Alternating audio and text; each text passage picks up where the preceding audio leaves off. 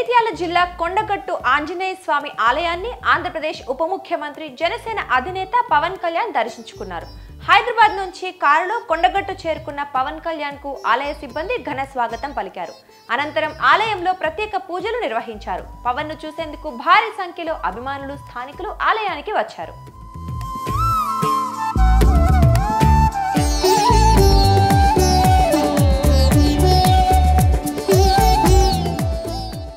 ఈ రోజు ఉదయం హైదరాబాద్ నుంచి బయలుదేరిన పవన్ కు దారి పొడవునా ప్రజలు ఘన స్వాగతం పలికారు. తుర్కపల్లి క్రాస్ రోడ్స్ వద్ద జనసేన నాయకులు గజమాలతో ఆయన్ని సత్కరించారు. పవన్ కళ్యాణ్ ను చూసేందుకు భారీగా అభిమానులు తరలివచ్చారు. వారిని ఉద్దేశించి పవన్ కళ్యాణ్ మాట్లాడారు. అభిమానుల తాకిడితో పవన్ అనుకున్న సమయానికి కొండగట్టుకు చేరుకోలేకపోయారు.